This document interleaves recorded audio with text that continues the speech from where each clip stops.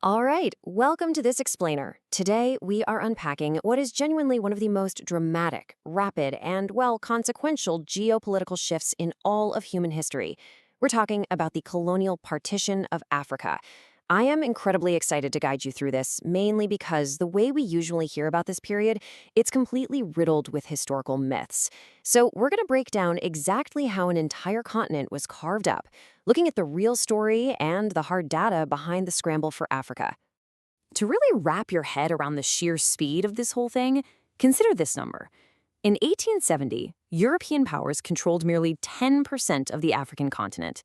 10%! And honestly, at that time, their presence was mostly just limited to coastal enclaves and trading posts they'd kind of slowly accumulated over the previous 4 centuries. They were literally just operating on the absolute fringes of the continent. But okay, think about the staggering contrast just 4 decades later. By 1914, that number absolutely exploded to roughly 90%. I mean, just pause and think about that for a second.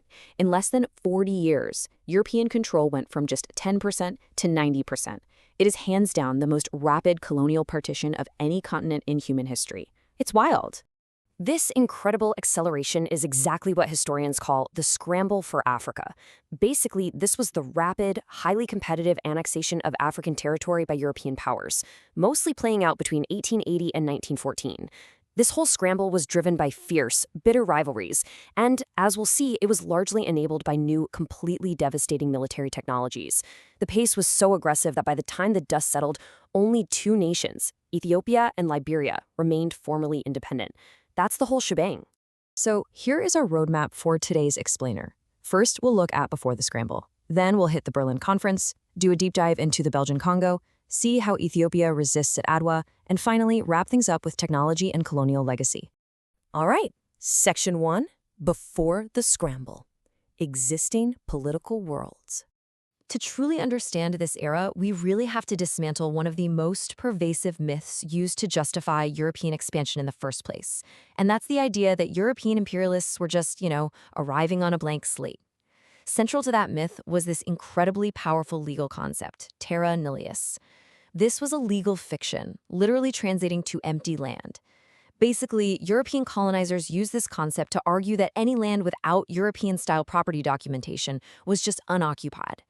It was a very convenient, systemic way to simply ignore existing property rights and totally delegitimize African sovereignty.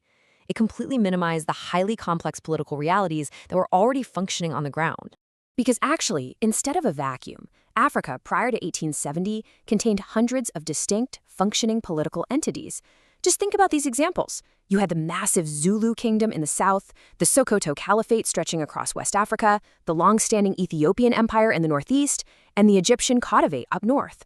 So when British or French forces advanced, they were absolutely not walking into political vacuums. Actually, quite the opposite. They were actively invading and destroying highly structured states, places with sophisticated military traditions, fast trade networks, and firmly established legal systems.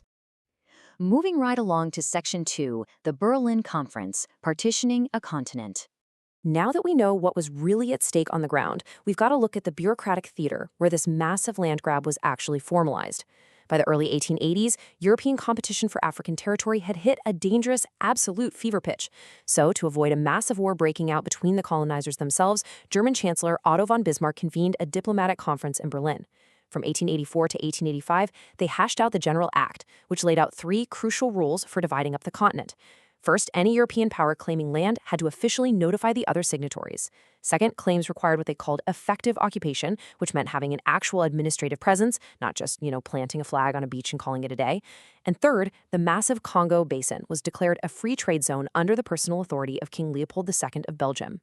But here is the absolute most staggering, crucial point about that entire diplomatic episode. 0 African representatives were invited to Berlin. Literally 0. Just let that sink in for a second.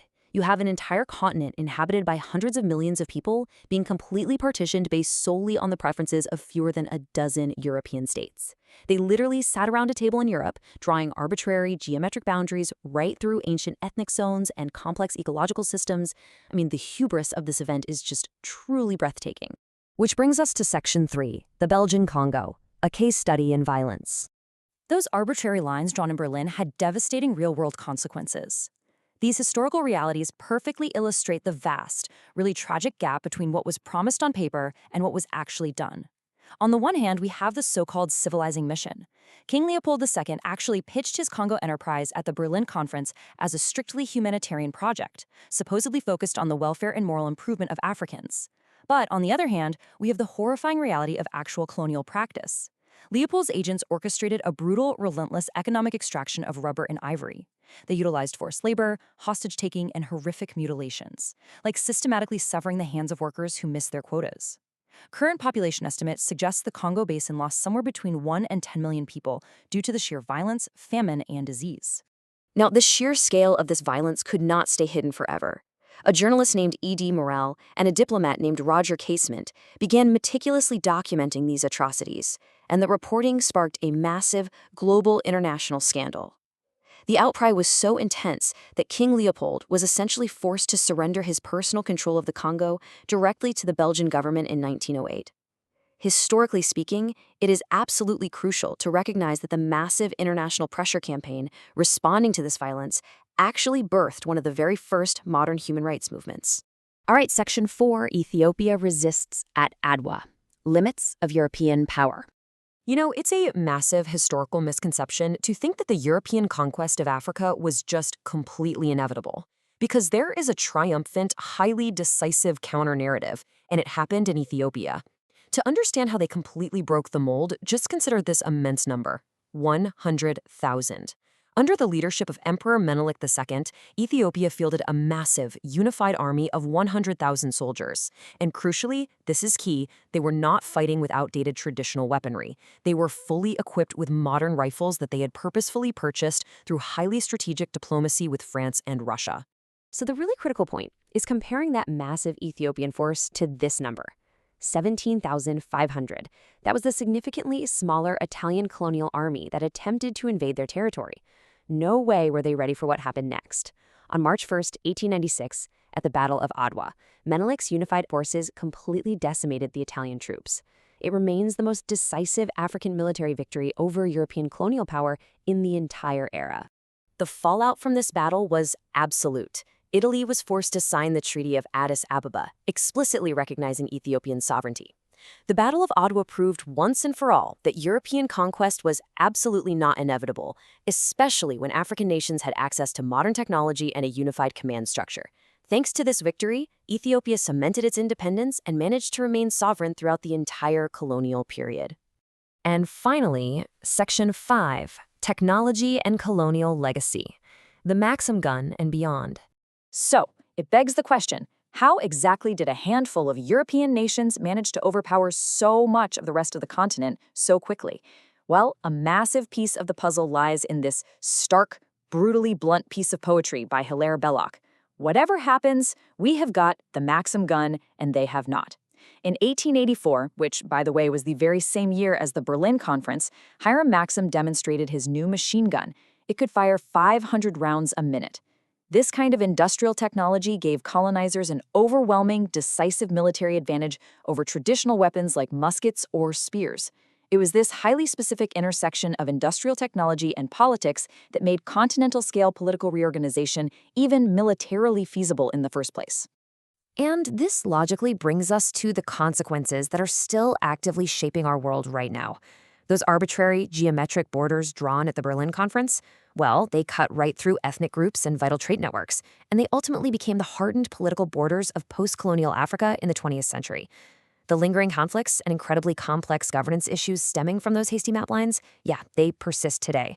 But on the flip side, the legacy also includes the profound, lasting inspiration of Adwa.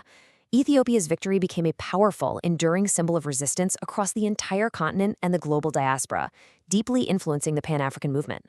As we wrap up this explainer, I want to leave you with this final provocative question.